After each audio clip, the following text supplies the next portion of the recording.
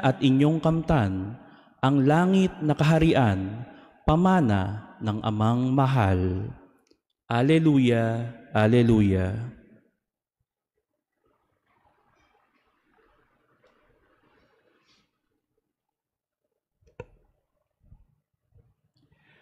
Sumainyo ang Panginoon. At sumaiyo rin. Ang mabuting balita ng Panginoon ayon kay San Juan. Papuri sa iyo, Panginoon.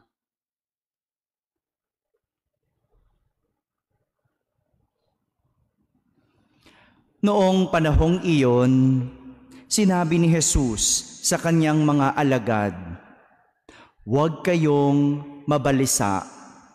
Manalig kayo sa Diyos at manalig din kayo sa akin. Sa bahay ng aking Ama ay maraming silid. Kung hindi gayon, sinabi ko na sana sa inyo. At paroroon ako upang ipaghanda ko kayo ng matitirhan. Kapag naroroon na ako at naipaghanda na kayo ng matitirhan, babalik ako at isasama kayo sa kinaroroonan ko. At alam na ninyo ang daan patungo sa pupuntahan ko." Sinabi sa kanya ni Tomas, "Panginoon, hindi po namin alam kung saan kayo pupunta. Paano naming malalaman ang daan?" Sumagot si Jesus, "Ako ang daan, ang katotohanan, at ang buhay. Walang makapupunta sa Ama, kundi sa pamamagitan ko." Mga kapatid, ang mabuting balita ng Panginoon. Pinupuri ka namin, Panginoong Hesukristo. Magandang gabi po sa inyong lahat. Minsan, may lumapit sa akin na isang ama, a single father, hiwalay sa kanyang asawa at nagpapa-counseling. Namatay kasi yung kanyang batang kaisa-isang anak na lalaki. Hiwalay na sa asawa, siya ang tagapangalaga ng kanyang anak na kaisa-isa, namatay pa.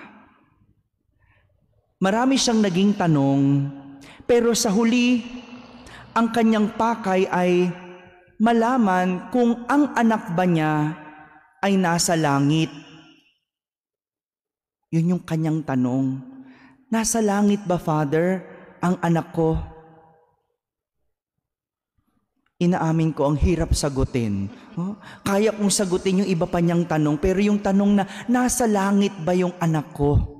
Gusto kong makasiguro kung nasa langit ba ang anak ko. Kayo po, alam niyo po ba yung sagot? Gusto kong sabihin doon sa lalaki, no? Ako nga, hindi ko alam kung mapupunta ako sa langit. Pero alam niyo po, itong ebanghelyo natin sa araw na ito, ang isa sa maraming mga naisulat tungkol sa tanong nung ama na nakausap ko. Ang sabi ni Jesus, "Huwag kayong mabalisa. Manalig kayo sa Diyos at manalig din kayo sa akin. Sa bahay ng aking Ama ay maraming silid. Kung hindi gayon, sinabi ko na sana sa inyo. At paroroon ako upang ipaghanda ko kayo ng matitirahan." Yung tanong ng ama kung nasa langit ba ang kanyang anak, una muna, sagutin natin, meron bang langit? Para maliwanagan tayo, para makasiguro tayo. At yun yung sinasagot ng ating ebanghelyo. Yun yung sinasabi ni Jesus, na sa bahay ng kanyang ama, mayroong maraming silid. Ganyan ang pagkakalarawan ni Jesus. So masasabi natin na mayroong langit at ipinaghahanda tayo ni Jesus ng matitirahan. So sigurado na may langit.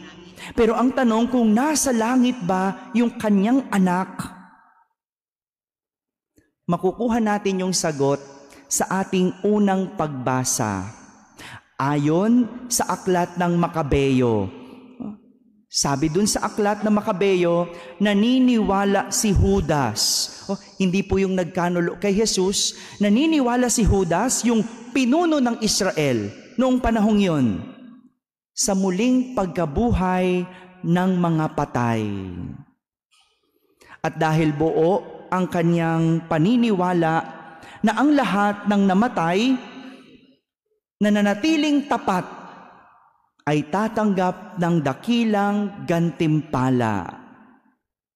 Take note po, ang mga nanatiling tapat ang tatanggap ng gantimpala. Yun yung sagot. Kung nasa langit ba yung kanyang anak, hindi ko alam. Ang masasabi ko lang, kung naging tapat, tatanggap ng gantimpala. Sino makakasagot ng yon? Kahit siya na ama, hindi niya masasagot. At ang makakasagot lang nun, yung kanyang anak. Kaya tayo, kung tatanungin, mapupunta rin ba tayo sa langit? Una, may langit. Pero ang tanong, kung mapupunta tayo sa langit, tanging tapat lang, naging tapat lang ang tatanggap ng gantimpala. Pero hindi natatapos doon. Dahil ang paniniwala ni Judas, yung pinuno ng Israel, ang paniniwala niya, nagpalikom siya ng mga handog upang ang pagkakasala ng mga namatay ay patatawarin. Sa makatuwid, iyong mga nagkasala na namatay, may paghahandog at panalangin pang kailangan gawin. Yun yung ginagawa natin. Kaya dito sa harapan natin, makikita nyo, mayroon tayong mga pag-aalay. Mayroon tayong panalangin gagawin para sa mga mahal sa buhay natin na nagkasala, na hindi natin sigurado kung naging tapat. At yung ating alay at yung ating panalangin, yun ang harinawa sa ating pananampalataya, maghatid sa kanila sa langit. Ito po yung dahilan kaya tayo nagdarasal para sa mga mahal sa buhay nating yumao. Dahil sa pagkakasala nila, ihinihingi natin ito ng kapatawaran. Sa tanong ng ama, nakita ko ang kanyang pagiging ama ay hindi natatapos sa buhay ng kanyang anak, kundi kahit hanggang sa kabilang buhay, iniisip pa din niya ang kalagayan ng kanyang anak. Kung dito sa mundo, may magagawa ang ama na malagay o maibigay ang magandang buhay sa kanyang anak, sa kabilang buhay, wala. Kahit magulang ka, ibigay mo lahat sa anak mo, dito sa mundo, giginhawa ang anak mo. Pero sa kabilang buhay, wala kang magagawa. Dahil ang sarili natin ang magdidesisyon. Tayo dapat ang magpakabait. Tayo dapat ang magiging tapat.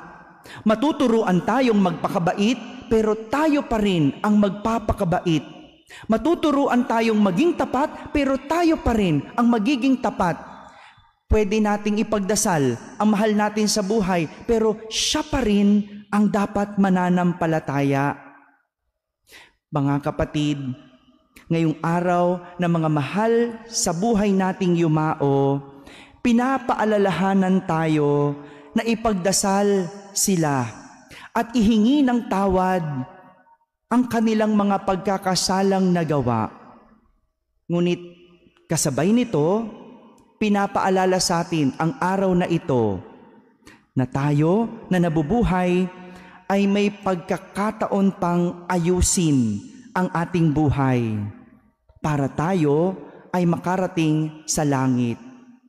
Sila na ng mga namatay umaasa sa ating panalangin para sila ay makarating sa langit. Pero tayong buhay, paalala sa atin na maging tapat para tayo ay makarating sa langit. Amen.